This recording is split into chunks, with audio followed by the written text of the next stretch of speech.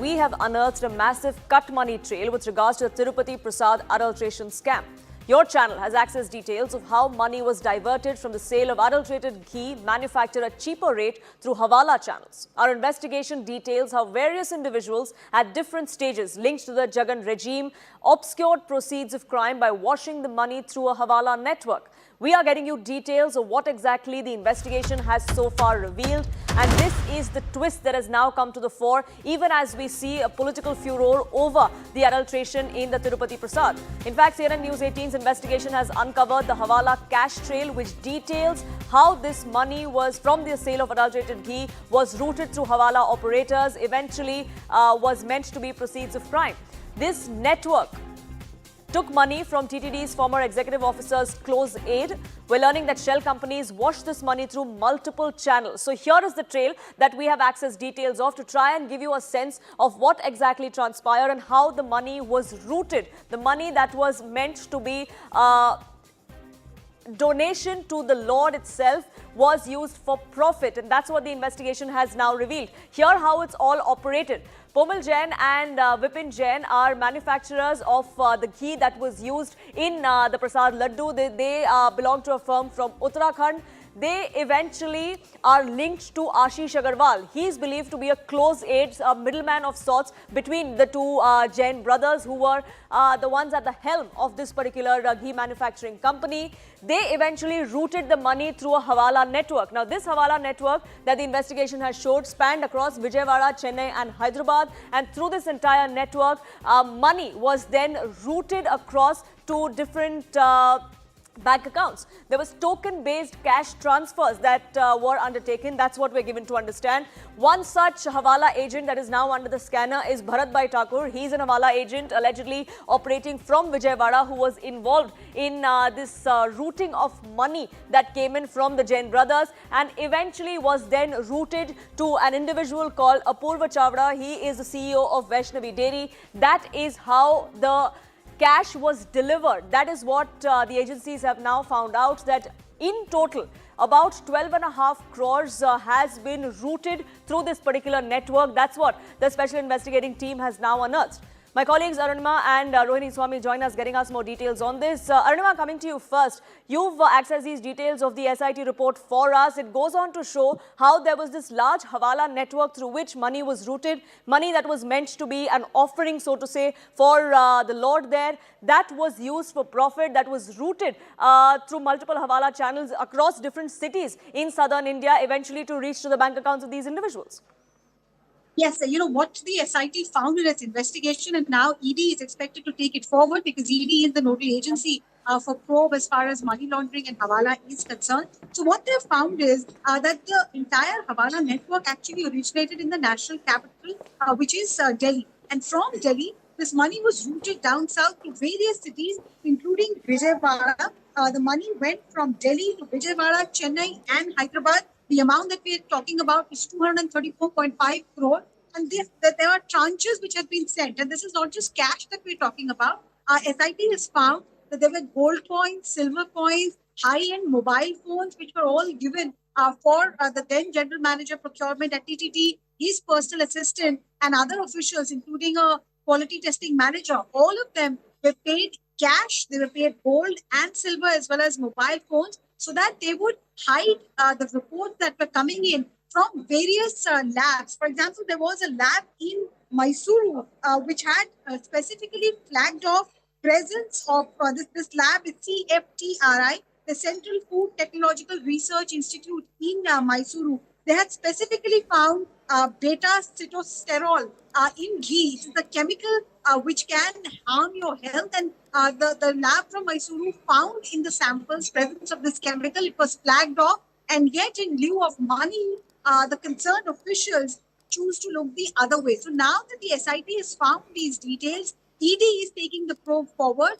trying to look at what exactly was the Hawala channel used. SIT, in fact, has produced evidence that torn currency notes, these are things you would only see in Hindi films, but torn currency notes or currency notes as pictures of the transaction, of the Hawala transaction that were happening, those were stored in the mobile phones as well. Mobile phones of all the suspects have had forensic tests, and those forensic reports have also shown that Hawala transaction and courier, cash courier, was being resorted to by the suspects in this. And perhaps this revelation is going to eventually lead to the arrest of many more individuals. Arunima, do stay on with us. Rohini Swami also joining us, getting us more perspective on this. I'm also joined by the spokesperson of TDP, Jyotsna Tirunagri, and senior journalist Shekhar Iyer. But before I come to my guests, Rohini, I want to get in your latest inputs on this as well. You were not long ago in Tirupati. You did speak with several ex-officials of the temple board there, many of whom agreed that, yes, we knew that adulteration was taking place. It has been taking place for several years now. Did they also know this kind of money laundering was taking place? That's something that is also going to be investigated now, because then that trail will lead to more individuals and perhaps a larger network, isn't it? Well, clearly this investigation by the Enforcement Directorate is also going to look at the money trail, which now runs into crores, almost 250 crores, and the money trail it's extensive. And also, if you remember, this is also based on the SIT's report. The SIT had also spoken about and said that 36 people, an arrest of 36 people took place, and these are officials, including TTD officials and those who are dairy experts and dairy officials as well. Now the point is, which was very crucial, that they found in the particular report that the ghee that was used was not just adulterated, it was synthetic ghee. And we also later saw how Chief Minister Mr. Chandrababu Naidu also clearly saying later that they found elements in the investigation that the chemical compounds that were found in that particular ghee also were similar to used in bathroom cleaners. So this is something that it's not just about this kind of investigation, the money trail, because nearly 250 crores, who are the people who are involved, how the Hawala transactions took place, which are the various places where the money was washed through, and also through various agencies as well. See, there are multiple dairy companies that also were listed in terms of the SIT in their report, and mentioned this, especially Vaishnavi Dairy and other names who were involved directly with this particular adulteration. Correct. So that is one thing.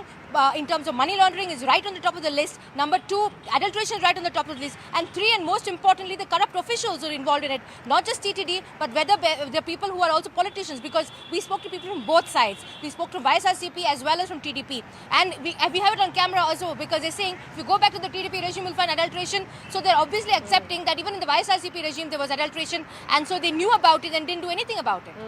And that's the most shocking bit, that they knew very well what was happening but turned a blind eye.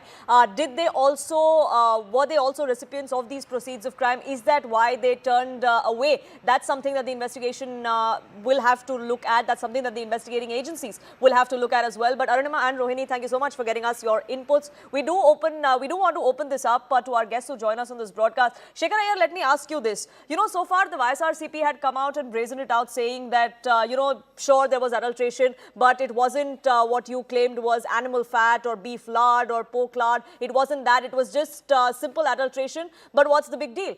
Now, with the allegations coming in of money laundering, with the Enforcement Directorate looking at it, could it have been possible without political patronage, so to say, for something like this to go on for as long as it did?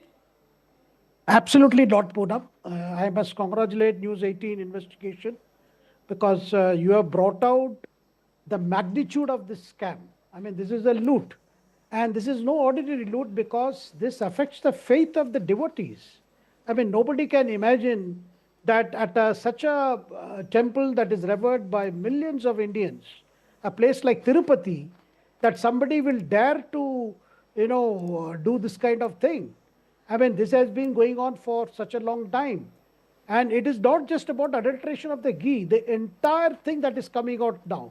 If the whole deal was about 250 crores, you are able to show cash transaction up to, I think, close 12.5 crores. 12 crores. Yes, 12.5 crores is what the Enforcement Directorate is now looking at. Yeah, since the money trail angle has come, so definitely ED has come into the picture. But this is not going to end here, Poonam. This is going to be much larger than what meets the eye now. And of course, you said it right. They tried to make out, this was nothing to do with animal fat. But the fact is, adulterated ghee, that is, they have used palm oil and God knows what other chemical compounds. And those chemical compounds could be derivatives from animal products. One does not know. Correct. So therefore, this is very, very shocking. But the fact that ED has entered into the picture and investigators are pushing ahead is a kind of an assurance to the devotees. Because ultimately, Adulteration itself is a very big crime. I would say it's the worst crime against humanity. But to do it at a religious place, at a place, and Tirupati is one of the richest temples in the country. Thousands of people flock every day there for a darshan. Now, therefore, here the investigation has to finally catch the masterminds, because this kind of investigation would have required masterminds. An official here or official there is not the entire picture, Poonam.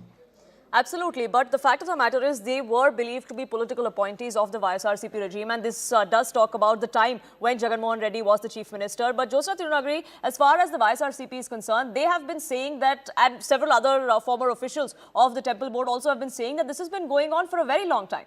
This has happened even during Chandrababu Naidu's tenure when he was the chief minister. That's absolute false, Poonam. I'll tell you, because even in the report that has been submitted by the SIT, it's very clearly mentioned that from 2019 to 24, what kind and what level, at what extent, to what extent the scam has happened, it's been very clearly mentioned. In fact, if you know it very clearly, during our tenure, Nandini Dairy was the one which was supplying the ghee to the sacred shrine there. Now, first and foremost, we have to understand, Poonam, that this particular scam did not happen in isolation. Absolutely not. Because I'll tell you, because it was allowed, patronized, and protected by the then government, YSRCP government. Because this level of corruption, as rightly quoted by one of my co-panelists, this level of corruption is unheard of. This level of, playing with the faith of the people, playing with the belief system of the people, playing with the religious sentiments of the people is completely unheard of. And it cannot happen without a political cover and an administrative consent. You have to understand that. And, even in the report that has been submitted to the government, 11-page report has been submitted to the government by the SIT and CBI. In that, repeatedly two words were used: deliberate and known.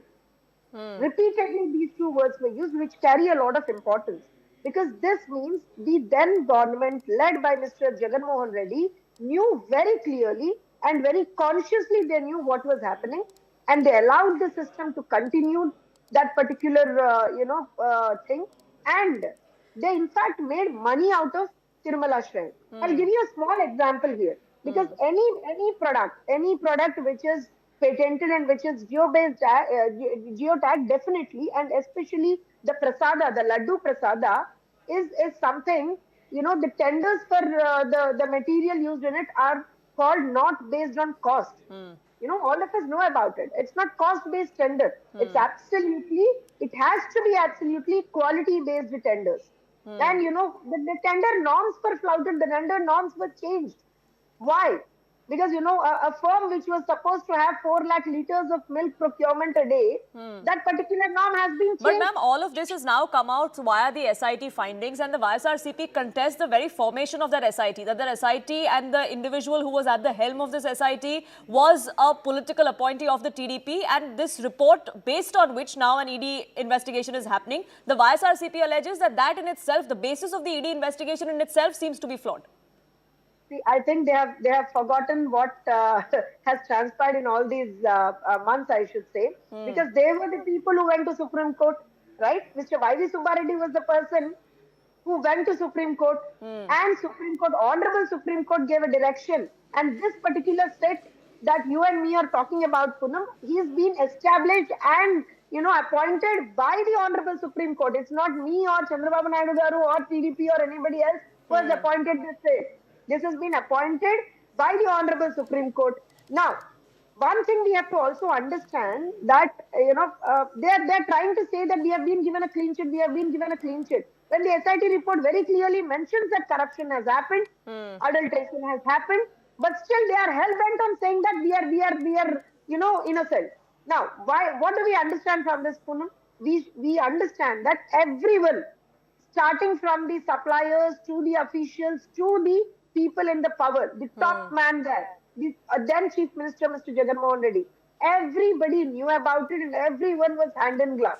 And I personally feel, I might be wrong when I say this, but I personally feel, because I've seen the affairs from 2019 to 24, Poonam, I personally feel they have intentionally sketch this entire thing, because they during their tenure there were continuous attacks on Hinduism. They are anti-Hindu. If There is no doubt if about this it. was indeed as pre-planned of a conspiracy Yes. as the TDP alleges, Shekhar Iyer, do you think then that this could very well go beyond the 200 crores that the ED is looking at the moment?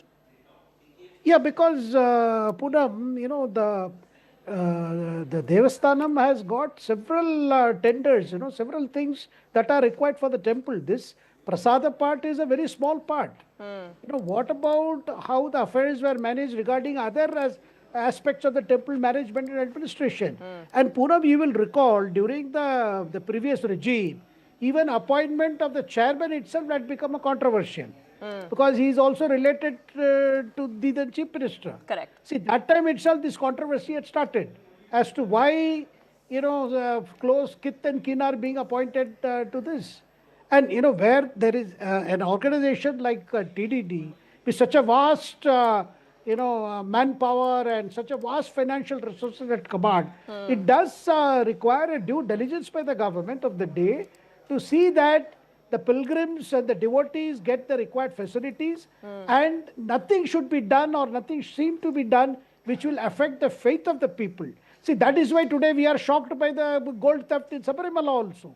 So why are these temples which are attracting thousands of devotees being subjected to this kind of sacrilege, I would say, because this is a thing which is not just about a scam. I mean, this is not just another government department or another government-run administration.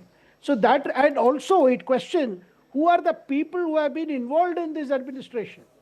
I mean, how did people who did not even have basic faith in the deity? Correct.